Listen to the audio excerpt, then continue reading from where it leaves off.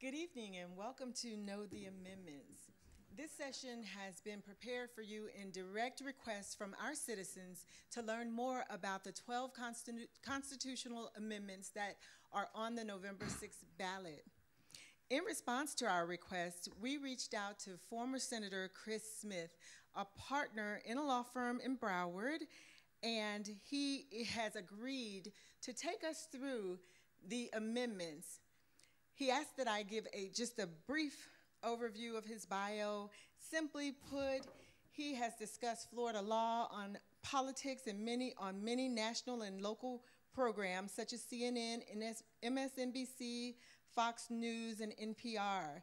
He's a graduate of Johnson C. Smith University, which is in North Carolina, and he's a graduate of the Florida State University College of Law. Senator Smith's commitment to community includes his serving on the board of directors for the Mount Bethel Community Development Corporation. He's a youth advisor for the NAACP, vice president for the Gold Coast Alumni Chapter of Johnson C. Smith University, and a member of Alpha Phi Alpha Fraternity Incorporated. The law firm that he is a partner with is Tripp Scott Law Firm. He is married to Desiree Giles Smith and the proud father of two, Christopher and Christian. Welcome you, Senator Smith, for this session on Know the Amendments. Thank you. Thank you so much. You're welcome. Good evening, everyone. And first, I'd like to thank Chairperson Davis Johnson on setting this up so that her constituents, that the citizens of Riviera Beach, can know about these amendments and what you're voting on. I've given this conversation numerous times because I understand when you go to vote and when you go to church, when you go different places, everyone wants to give you a cheat sheet on how to vote on these amendments. But I think it's important to know what we're voting on. So let me explain how we get here. In order to change the Florida Constitution, you have to do it by having it on the ballot. And it has to pass by 60%. You can get on the ballot in three ways. First, the legislature votes by 2/3 majority to put something on the ballot. And that was done by amendments 1, 2, and 5. Second way to get on the ballot is by a petition method. And that's when organizations or groups go out and they do petitions. You need about 1 million signatures. Amendment 3 and Amendment 4 got on the ballot that way. And a lot of the people here and watching probably signed the petitions for the restoration of rights to get on the ballot. The third way to get on the ballot is unique in Florida. Every 20 years, Florida has what's called a Constitution Revision Commission, meaning there's 36 people appointed by the governor, the Speaker of the House, and the President of the Senate. And we go around the state, and the Florida Bar appoints 3 people. We go around the state and we listen to citizens about what should we put in the Constitution, what should we take out of the Constitution. After doing that for a year, we began to debate it in Tallahassee, and we went back and forth on all of these things. And there were about 2,000 submittals for constitutional amendments. It came down to about 200, and then we debated them, whittled it down to 83. And then we debated it and whittled it down to about the 20 that you see here. Now, as part of that process with the Constitutional Revision Commission, it only happens every 20 years. This is the third one.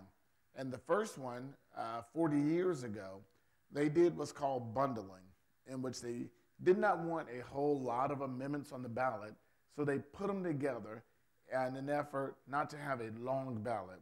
Now, the premise of it was that they were supposed to relate in some way. But as we see when we get down these amendments, we didn't do such a good job of relating them in a certain way. So let's go through these amendments, and I'll try and give you the pros and the cons on each one and what your vote means on these amendments. The first is a homestead exemption.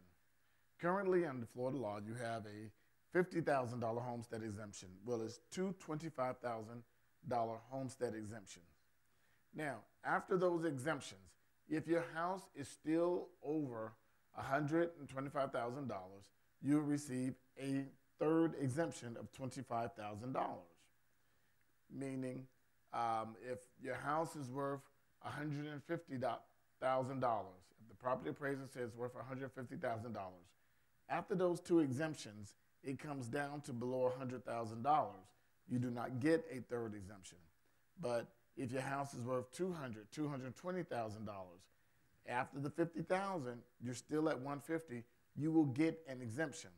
The property appraisers throughout this state have put together an interesting website, and the website address is www.3hxestimator, that's estimator.org, and you should see it on your screen and on the handouts that we have here. If you go on that website and you put in your address, it will tell you how much you will save if number one passes. Now, I put in my address, and my house is slightly larger. I would save $300. I put in my mom's address, she would save $0. I put in my aunt's address, she will save $0. A lot of the houses will not receive a benefit, but larger houses in more affluent neighborhoods will receive about $300 tax break. This will cost Florida cities an estimate $644 million. I don't know the exact cost, and Riviera Beach has been trying to ascertain the exact cost that it will cost the city with this additional tax break, but I'm sure it's significant because Riviera Beach has some significant properties that would receive this break. So if you vote for it, you could possibly save some money on your taxes, but it will cost the city dollars. If you vote against it, you keep it as it is. Number two, it's slightly different. So number two, 10 years ago, you put in the Constitution a cap on how much you can raise property taxes on non-homesteaded properties. That's meaning commercial properties, your rental homes, vacant lots, something that's not your home. And 10 years ago, you put in the Constitution that the property taxes can only go up 10% a year. For your homestead, property taxes can only go up 3% a year, but for non-homestead, it can only go up 10% a year. That's in the Constitution now. Well, that is set to expire this year, so that goes away. What number two does, it says we will keep that cap in the Constitution. So a vote for number two keeps the status quo, meaning non-homesteaded properties taxes cannot go up more than 10% a year. A vote no on it, property taxes can go up more than 10% on non-homesteaded properties each year. And where you will have a concern is if you have a vacant lot that you bought and it's worth $10,000, all of a sudden Walmart moves next to that vacant lot. Now that vacant lot's worth $100,000. Well, your taxes would only go up 10% every year from that $10,000, not reaching that $100,000. If you vote no on number two, taxes can jump to that amount immediately. If you vote yes on number two, you keep it only going up 10% each year. So those that are opposed to it point that if property taxes jump more than 10% on non-homesteaded properties, that the price gets passed down. So if a strip mall is taxed higher, it passed down to the small businesses. An apartment complex, taxes jump up, it's passed down. And they advocate that it doesn't cost the cities any money now because that's current law. Those that are opposed to it say that, hey, if you allow taxes to jump on these non-homesteaded properties, cities could get some needed money into the city. It could be a boost for a city to allow these property taxes to jump up more than 10% on non-homesteaded properties. Number three, and you're allowed to ask questions. Even though we're filming this, we have a live audience here, so if there's questions and I'm not explaining it, please, because we have some great citizens that are watching this that probably have those same questions. Yes, sir.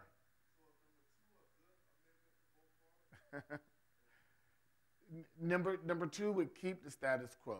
If you think that taxes should not go up more than 10% for anybody, whether it's your house, well, your house is capped at 3%, But if you think that taxes shouldn't jump up every year more than 10% on properties in the city, you would vote yes. If you think that properties should be able to jump up high as they want year to year, you'd vote no. Yes, ma'am.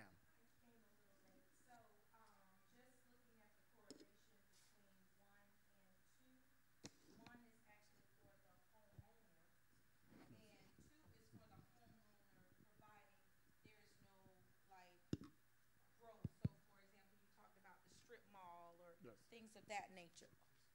Well, the question was the difference between the two. The First Amendment is for homeowners. It's for your homesteaded property. As the second one is for every other property. So, number one is only for homestead, and the difference is number one could possibly cost the cities money right now. Number two would not cost the cities money, but a no vote could possibly be a windfall for the city and get the city more money. That's the difference between 1 and 2. Number 1 is for your homestead. Number 2 is for every other property that's owned.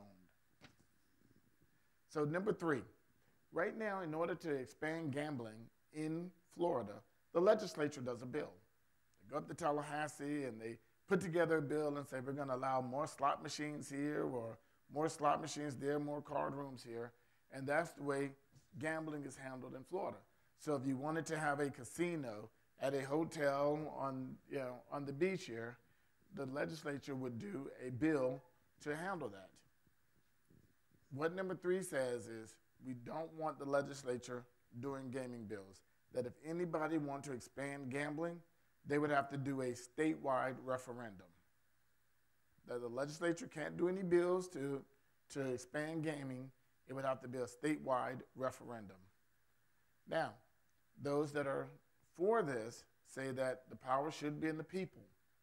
That if you're going to have gaming in Florida, and the sponsors behind this amendment are Disney and the Seminole Indians, they're saying if you're going to expand gambling in Florida, it should be a statewide referendum and everybody vote on it. Those that are against it say that it's infringing on home rule. That if Riviera Beach or Palm Beach County wants to expand gambling in one of the facilities, people in Escambia County, in Bay County, in Dixie County shouldn't vote on whether Palm Beach County can expand gambling. It's a home rule fight. So those are the two sides of it. Number 3 simply says if you want to expand gambling, it has to be a statewide vote. Number 4. Yes, ma'am. Can you tell us why there is the connection of children and education being tied to this particular amendment? The question is, why is there a tie of education and children tied into this amendment? Well, those that oppose the amendment, their contention is we get a lot of our education funding through gaming. So every time there's new slot machines, every time there's new card rooms, the legislature puts in the bill that if you're going to get this many slot machines, you got to give this much to the state, and this much goes to education. If you're going to get more card rooms, this much goes to the state, and this percentage goes to education. If you eliminate gambling expansion, which number 3 could possibly eliminate because it'll be hard to pass a gambling bill statewide, if you eliminate expansion of gambling, you eliminate the possibility of getting more money into education. So that's the connection that's being made by those that oppose Amendment 3. Yes, ma'am.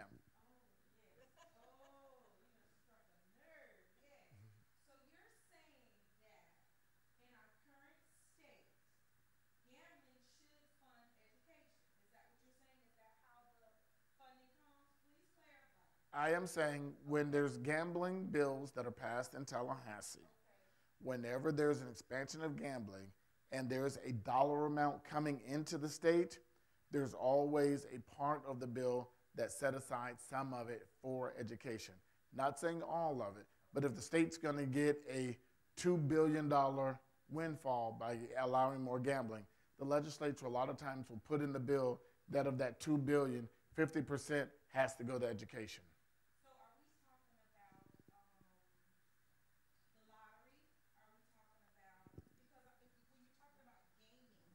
Yes. I understand you're talking about casinos, but bring it close to home, make it clear for me as, are you talking about the little penny When I'm casino? talking about gambling, I'm talking about casino style gambling, not the little penny machines, not the lottery machines. We're talking about, and I can give you a prime example, the Fontainebleau Hotel in Miami Beach. They for years have been fighting to become a casino. They want to be a casino and have gambling there. Right now, they would contact their state legislator, and the legislature would do a bill. And next year, the legislature could say, we're going to have casino gambling at the Fontainebleau Hotel. What Amendment 3 does, it says, no, legislature, you can't say at Fontainebleau you can do a casino. If Fontainebleau wants a casino, they have to do a statewide referendum in order to do that casino. That means everybody would have to be on board. That means if Fontainebleau on Miami Beach wants to do a casino, Franklin County would have to vote yes. Dixie County would have to vote yes. Escambia County would have to vote yes. And that was the point I was making with those that are opposed to it, were saying it's an infringement upon home rule, that if Miami-Dade County wants casino at the Fontainebleau, Pensacola, Jacksonville, Tampa shouldn't determine whether they can do a casino there or not. Okay, going to number 4. Now, I told you that I'm just giving you both sides, and I'm here at the request of your chairperson of your city commission, so I'm not to advocate for any of these, and I'll get in trouble if I advocate for any of these. Vote yes on 4. Restoration of rights for former felons. I was elected to the Florida House of Representatives in 1998.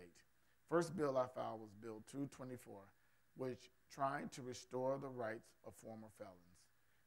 Before I did that, Addie Green had filed that same bill. Before she did that, Carrie Meek had filed that same bill. We've been fighting this fight in the legislature for decades, and we're so glad that it finally got on the ballot.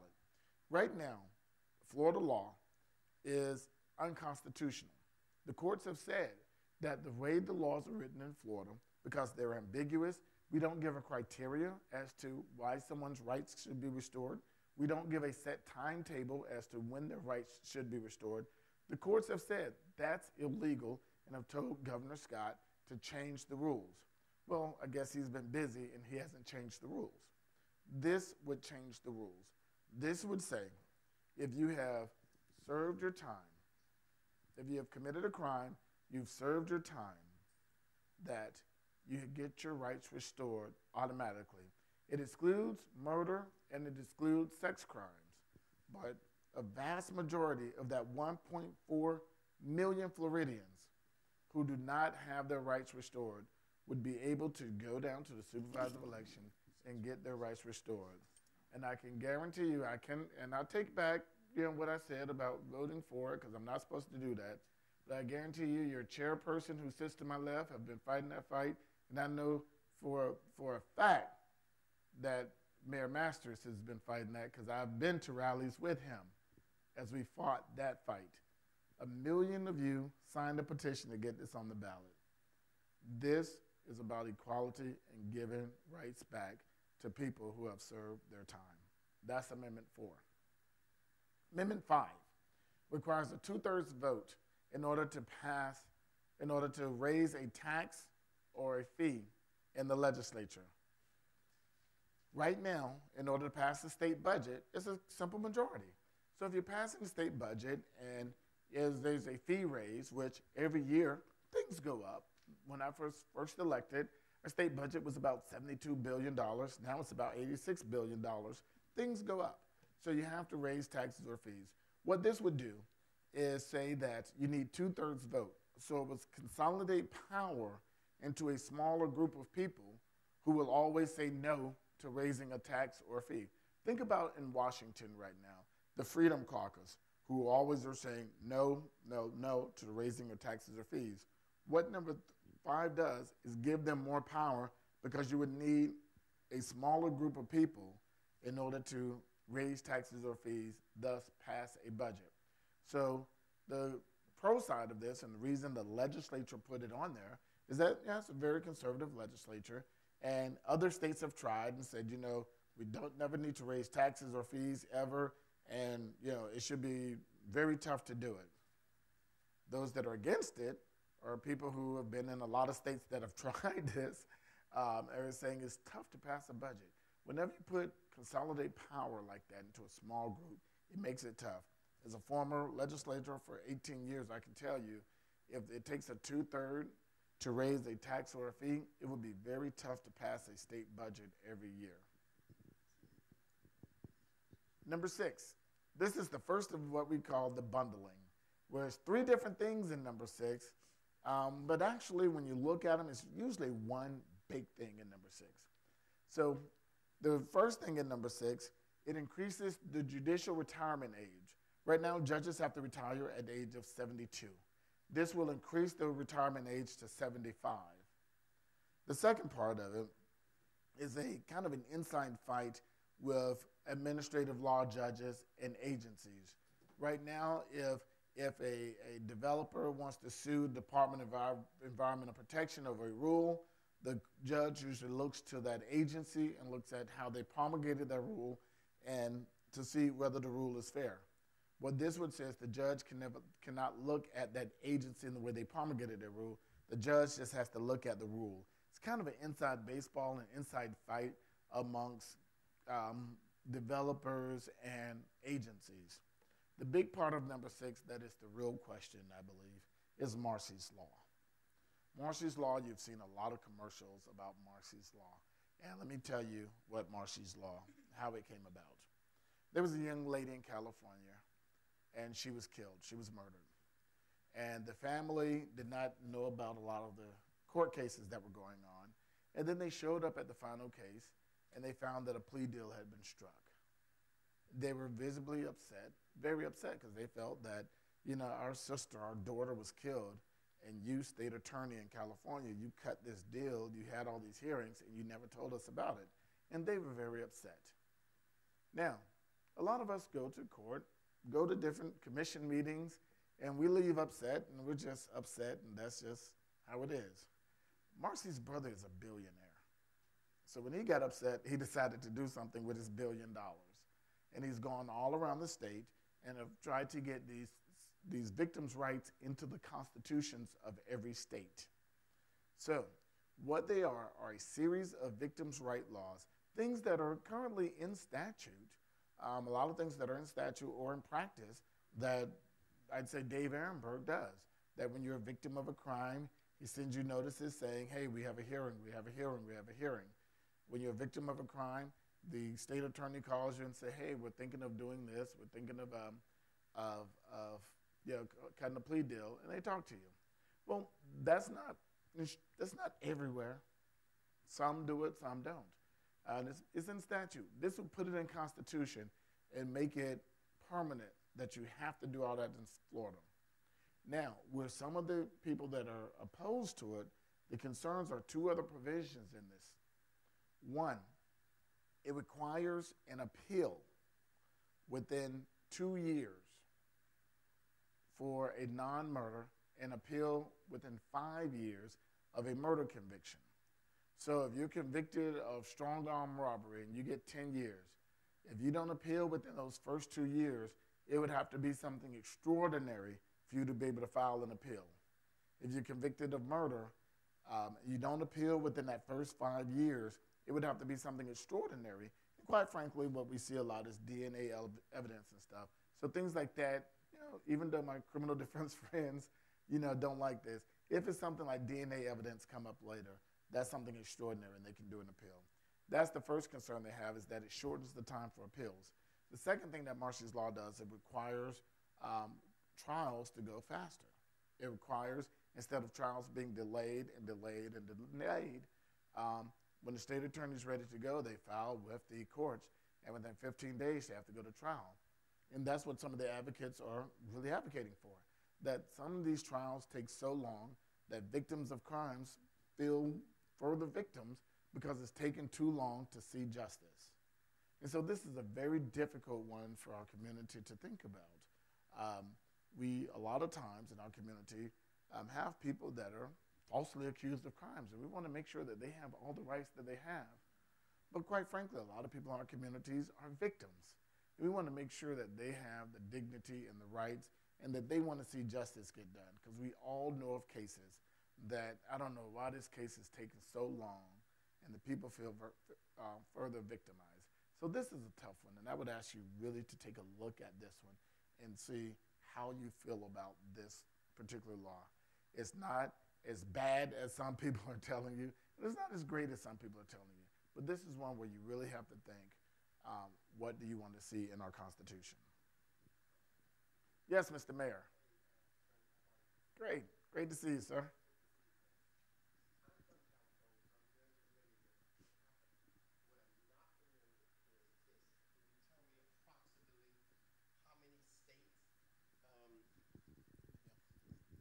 Okay. Can you tell me how many states have actually passed this, that the gentleman went around the country advocating for a constitutional amendment? Most states that he's gone to, I don't have that exact number, but I've worked with them as they were lobbying us to get this in there. Most states have passed it, and Kentucky's ready to pass it now. Most states have passed it because, I mean, it's real good advertising, and they tell a good story. And it hasn't really failed anywhere. The problem in Florida is it's bundled with other things, and so that's got people concerned as to whether it's going to pass or not. But most states, when faced with these rights, pass it. Now, not knowing whether they had it in their statutory laws or not. And Marsy's law, a lot of these victims' rights are in statutory law in Florida already. The second question is, do you know whether the ACLU has taken a position on this proposed amendment? Yes, the ACLU and the League of Women Voters and the Criminal Defense Bar has opposed this amendment, a lot because of the shortening of court time, shortening of time to go to trial, as well as the shortening of the appeal process. And supporters of it, it's the Florida Sheriff's Association, and a couple of your state attorneys have signed on to it. Any other organizations other than the sheriffs? The sheriffs or the state attorneys? A couple of them. Not many other organizations have signed on to it. There's just one that you didn't include from the Florida League of Women Voters. It was the Florida Public Defender Association. Yes, they're opposed to it. They're opposed. Yes. Okay. So that's number 6. It's all 3 of those. And the thing with bundling is you have to vote for all 3 of them at once. So if you like Marsy's law, but you don't like the judges being increased, or you like the judges being increased, but you don't like Marsy's law, or you really don't like this other thing, it's one vote. It's a bundled amendment, and it's one vote. Going down to number 7. 7 is another bundle. It requires death benefits for first responders and military members. What this does, it expands the definition of first responders and get a few other people in there, and it requires that cities and the state provide death benefits for them. It could cost cities and states more money, but a lot of these are covered within contracts. And I'm sure when your council chair, as well, negotiates with the unions, this is in there, death benefits for the first responders, but it puts it in the Constitution. The second part, it requires a supermajority vote in order to raise college fees. Think back to number 5. It requires more people in order to raise a fee. So if at FAU they have a dorm that needs a new AC unit, right now it's a majority of the board would vote to raise the fee in that dorm. This requires supermajority vote. So it would require a 3/5 vote in order to raise the fees. And the last of it, it adds the state college system into our Constitution. Remember, it used to be Palm Beach Community College, and now it's just Palm Beach College. Well, we're putting that in the Constitution so it can always remain Palm Beach College, Broward College, Miami-Dade College. Right now it's only by statute. This puts it in the Constitution and makes it permanent. Number 8 was removed because it was seen as too confusing, as if the rest of these aren't confusing. Number 8 was removed by the Supreme Court as too confusing, and it dealt with charter schools. Number 9, it bans offshore oil drilling that's 3 miles off the shore of Florida. It puts it in the Constitution. And it bans vaping in workplaces and indoor places. So just think of wherever you can't smoke a cigarette, you can't smoke an e-cigarette. So this puts e-cigarettes on the same par with regular cigarettes. You can't smoke a cigarette there, you can't e-cigarette there, and you can't drill off the coast of Florida. So the connection there is your air and water amendment. Number 10. Now, number 10 requires a little civics lesson. Back in 1845, when the state was first founded, every county had 5 constitutional elected officers. You had your sheriff, supervisor of election, property appraiser, tax collector, and clerk of courts. All counties had those 5 elected officers. Well, through time, and there were only about 30 counties at the time, through time, counties have evolved and have changed different elected officers. You have those officers here in Palm Beach County. Broward County doesn't have an office of tax collector. The county government does it. Dade County doesn't have an elected sheriff, nor do they have an elected supervisor of election. Those people are appointed. Volusia County Sheriff does not have the same rights as the other sheriffs. The county commission pretty much runs his office.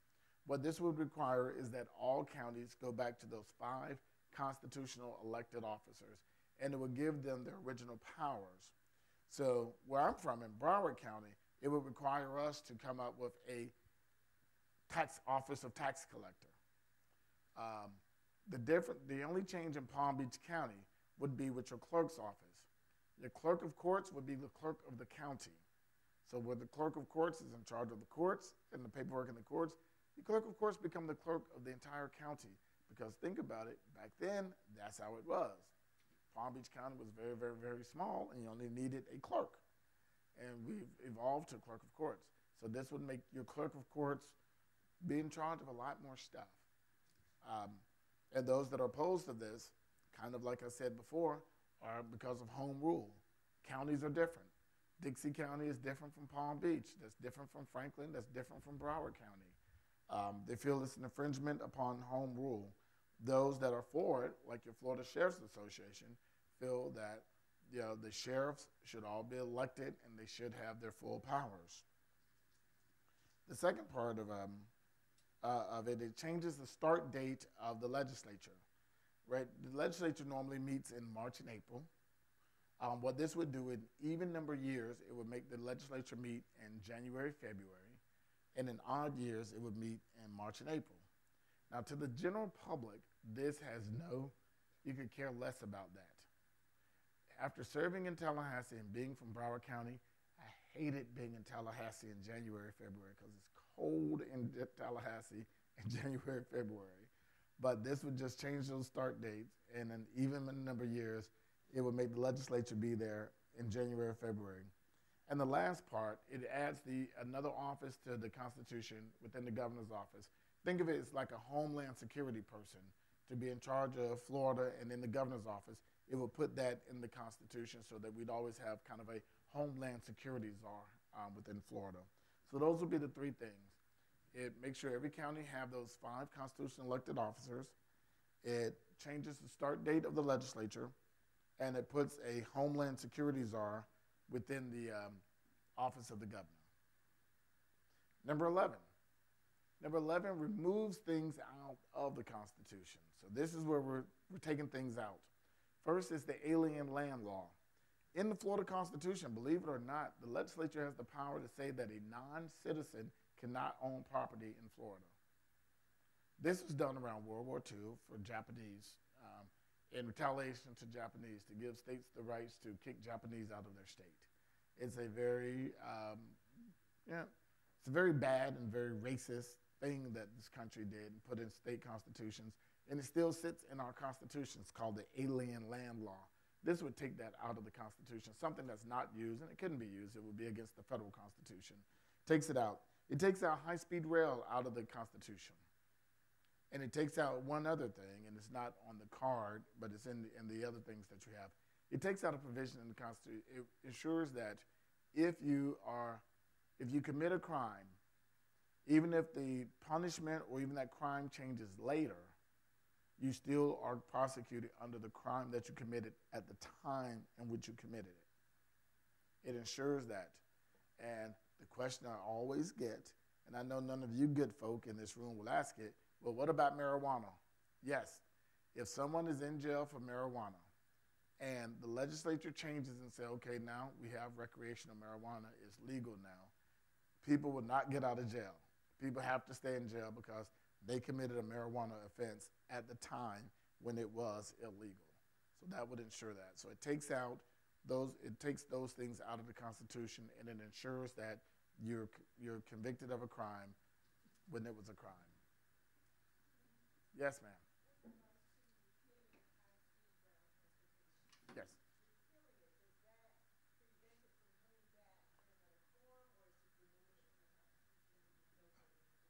It removes it from the Constitution, but quite frankly, it shouldn't have been in the Constitution. You don't need a constitutional amendment to say you get high-speed rail.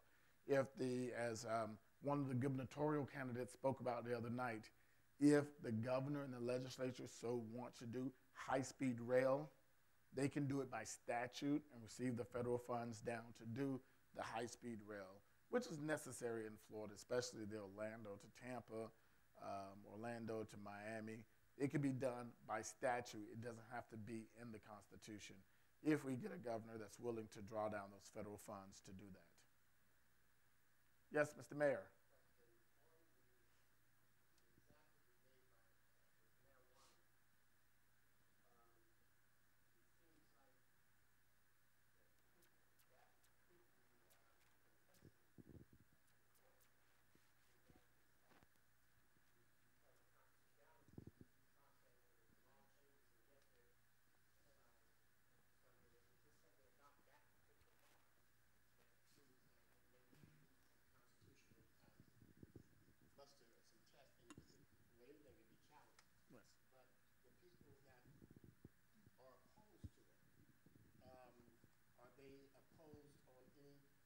Due process or any constitutional rights saying that this?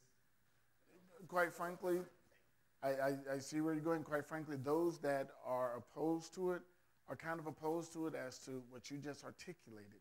They're unsure of what this would mean. They're unsure of, okay, what about the constitutionality of it? And it would be challenged by the federal court. It would be challenged in federal court. So it's ambiguous as to what this exactly means.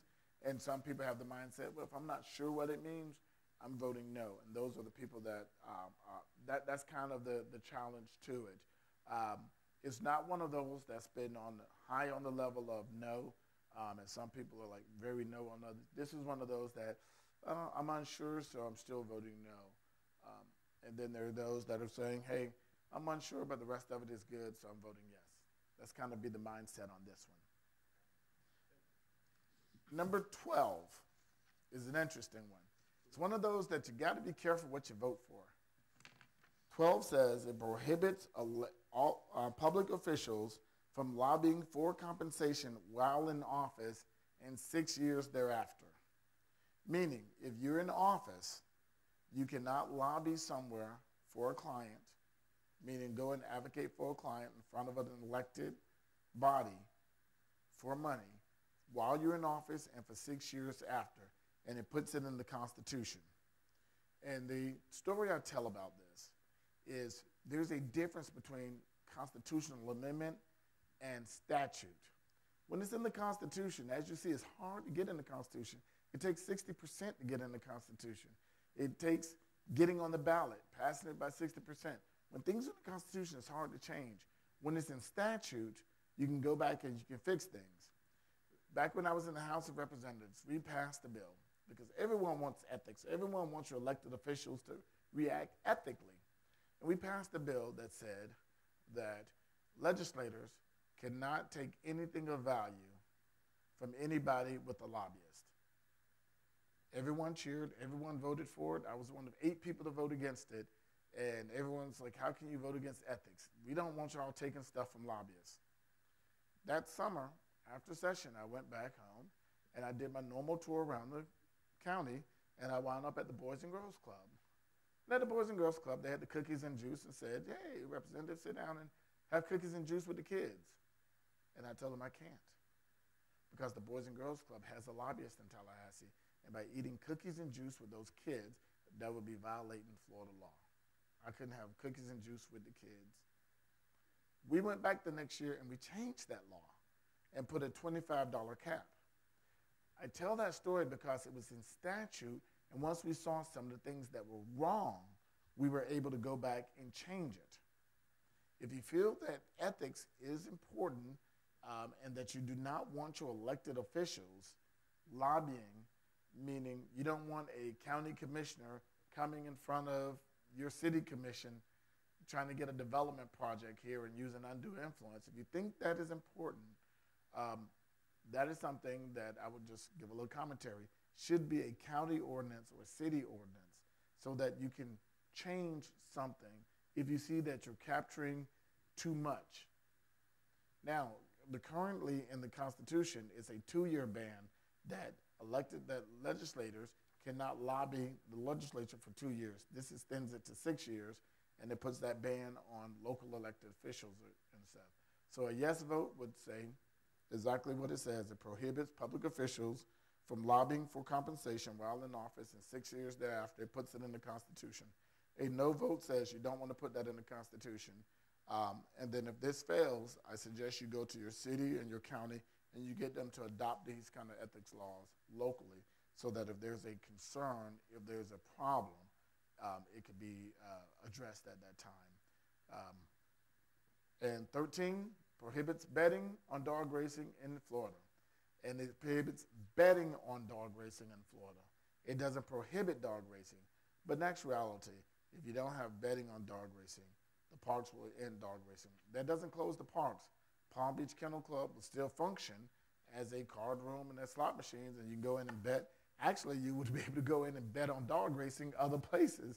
You couldn't bet on dog races in Florida. You couldn't have so you wouldn't have dog running at the Palm Beach Kennel Club, but it would still be open as a casino, racino or so. And that's what number 13 does. So those are your amendments that are coming up this week. Do we have any questions? Yes, ma'am. I'll repeat the question to you.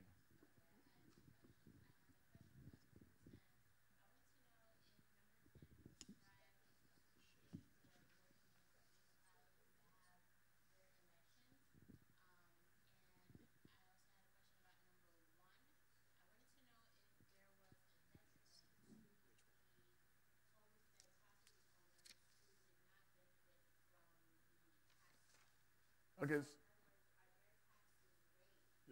So number 10. It doesn't. The question was, does number 10 prescribe when local cities or counties have to have elections for this? No, it doesn't address local. Only time it addresses local is on the county level and the officers that they must have. It doesn't prescribe any election dates or anything for that. Buried in it now is only dates in there are for Broward and Dade County, and that's an amendment I put in there for Broward and Dade County that if it passes, Broward and Dade don't have to comply for 6 years. Where other counties would immediately have to do these, Broward and Dade would be exempt for 6 years because we would have the most significant change in Broward and Dade by creating an office of tax collector, by Dade County having to elect a sheriff and elect a supervisor of election. But there's nothing in them about holding elections for locals. And number 1 is an interesting question. The question was, is there a detriment for those homeowners that don't raise to the level to get this third home exemption? Will it cost them anything or will their taxes go up? Well, quite frankly, yes. Because if the city has a budget, if your city has a budget of $100, then all of a sudden, because of a tax break of some homeowners, they get less than that. They get $99. Well, they still got to have that $100, so they may have to raise the millage rate on everyone to get back to that $100. So there could be a cost to those that are not getting a benefit by not having a house valued over, say, $150,000. They could wind up having their taxes raised if their local municipality, in order to pay its bills, have to raise their millage rate or raise taxes to get back to where they were. Yes, ma'am.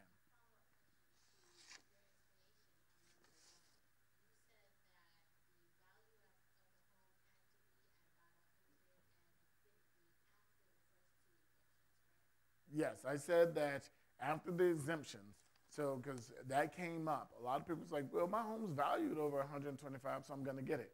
No, it's the value after you count those first two exemptions, after you count that $50,000. So if you go on the property appraiser now, and the property appraiser say your house is worth $140,000, you're not getting a break. Says your property is valued at $150,000, you're not getting a break. But the property appraiser says your property is worth $200,000, yet you will get a break.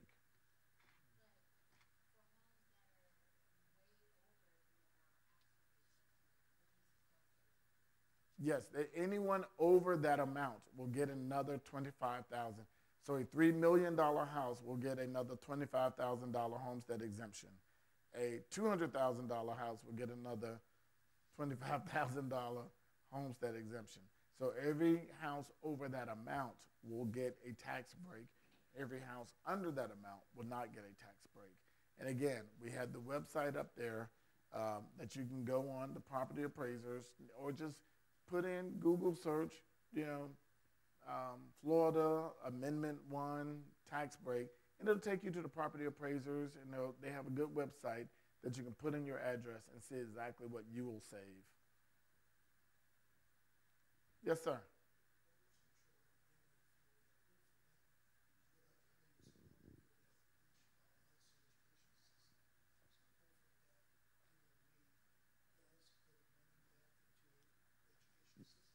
Are you talking about number 3? Okay, so the question was, does number 3, how does it relate to does a vote of no put money back into the education system? A vote of no would just keep it as the status quo, because right now the legislature this year could go into session and say, okay, we're going to expand gaming. We're going to let Palm Beach Kennel Club bring in more slot machines. Instead of 200 slots, they're going to have 300 slots. And Palm Beach Kennel Club, for the license to do that, you got to pay the state another $1 million a year. And then the legislature would say, okay, of that $1 million, we're going to put $500,000 to education. So that's what I mean by that's the tie to education that's been brought up by those that are opposed to number 3. That is not a guarantee that money goes into education from gambling, but that's what's normally done. And a vote for yes, and quite frankly, a vote for yes on number 3 would almost eliminate the ability to have casinos in Florida. A vote for no would keep it the status quo, where the legislature could come up with a bill to allow casinos if it wants in the state of Florida. Yes, Mr. Mayor. Yes.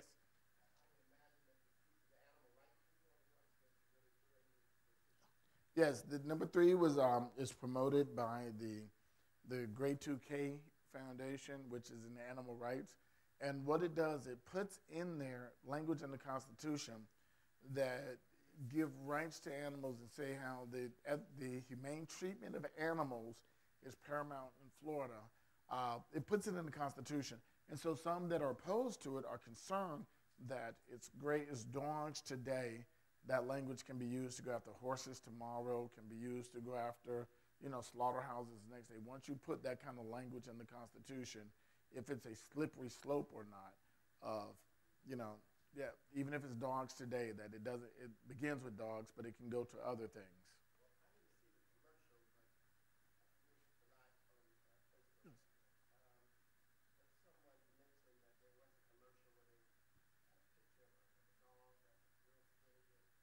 Yes.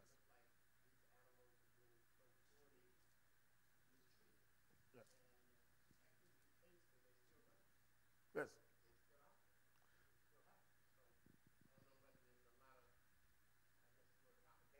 Yes.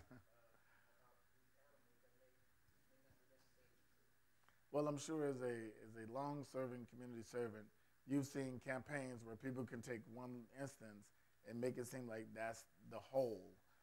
But as you said, it's counterintuitive that someone would mistreat something that's making them money.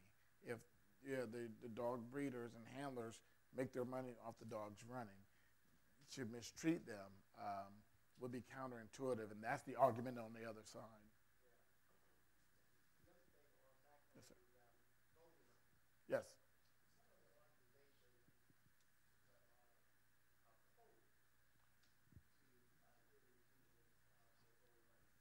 question is, what organization is opposed to the restoration of voting rights?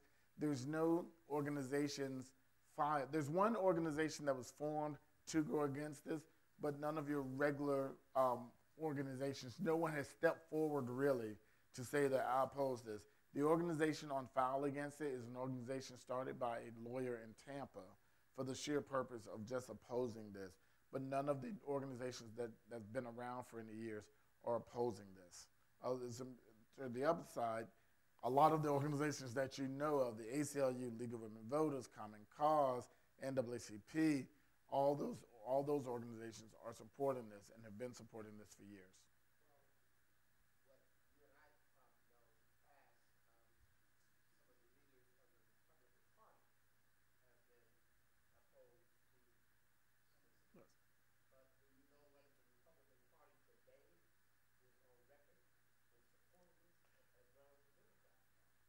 I can't honestly say whether the political parties, the state political parties, have taken a position on Amendment 4.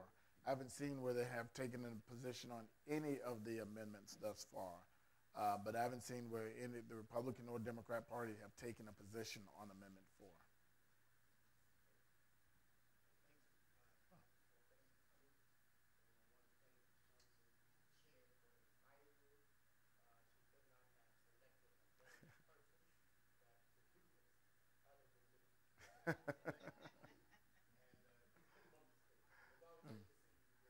Well, I want to thank you again. Thank the council chairperson for finding it not robbery to educate her constituents. Thank the mayor for coming and sitting here tonight. Thank you all for coming out, and all of you that are watching, because it's important that we vote, but it's more important that it's an educated vote. That when you go to those precincts and you're making a decision, that you know what you're voting on. And I want to thank you all for taking the time and taking a look at these amendments. Before you go, I believe we have maybe one final question. You want to just ask him on a sidebar? Okay.